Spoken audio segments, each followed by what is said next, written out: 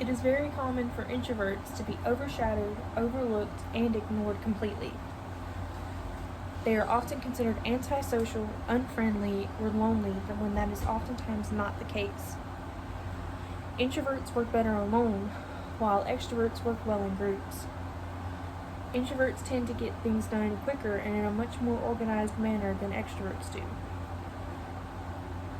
In the speech, The Power of Introverts, by Susan Cain from TED Talk, she describes the importance introverts have on the people around them and their environment as a whole.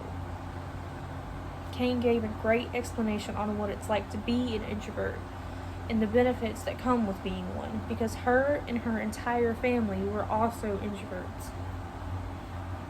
It was common to see them by themselves reading a book, not interacting with anyone. Cain explained a time when she was young and when she went to camp.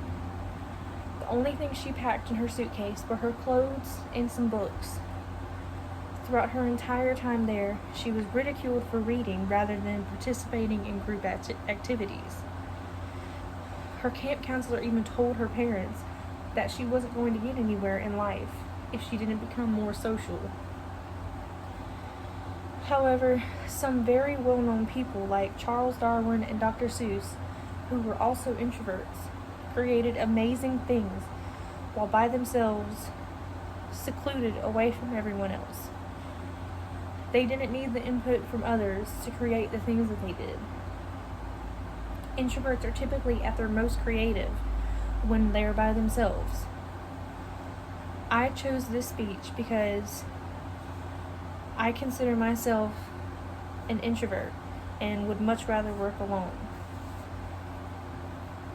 I also know what it's like to be called antisocial and rude just because I would rather be by myself.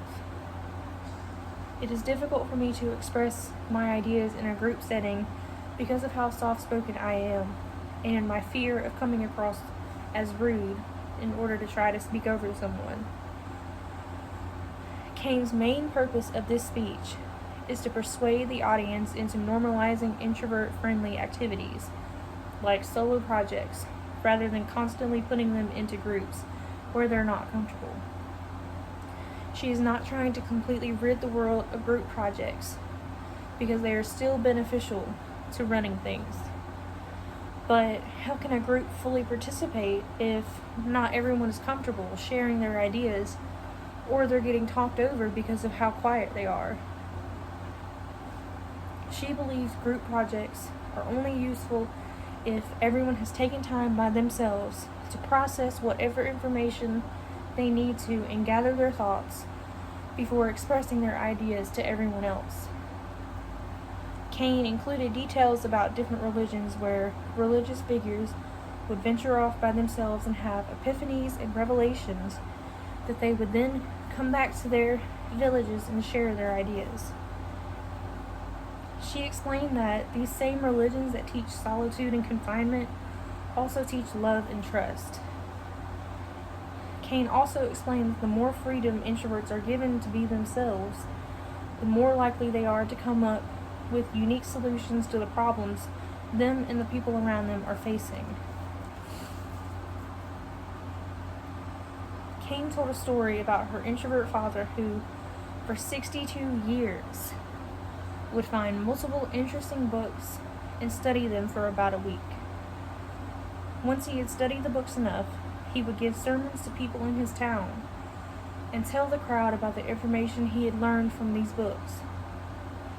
Although he had done it for 62 years, he still struggled with eye contact throughout every seminar.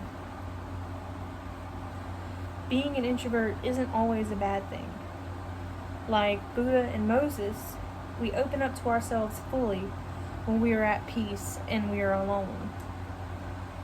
The world needs introverts because we have a different kind of creativity than extroverts, even though both are very important.